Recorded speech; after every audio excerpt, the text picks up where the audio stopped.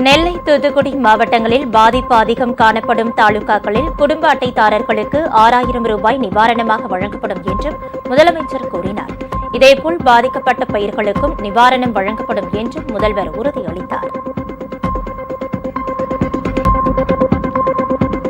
தூத்துக்குடி அதிக கனமழையின் காரணமாக தூத்துக்குடி மற்றும் திருநெல்வேலி ஆகிய மாவட்டங்களில் மிக கடுமையாக வெள்ள பாதிப்பு ஏற்பட்டுள்ள வட்டங்களில் பாதிக்கப்பட்ட மக்களுக்கு குடும்ப அட்டை அடிப்படையில் நிவாரணமாக 6000 ரூபாயாக வழங்கப்படும்.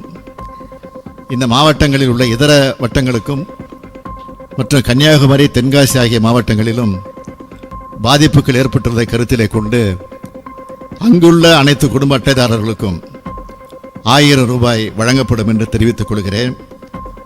மாண்புமிகு அமைச்சர்களும் அதிகாரிகளும் இறுதி வரை இங்கேயே தங்கி மக்கள் காப்பு பணிகளில் நிச்சயமாக ஈடுபட இருக்கிறார்கள் என்பதையும் நான் தெரிவித்துக் கொள்கிறேன்.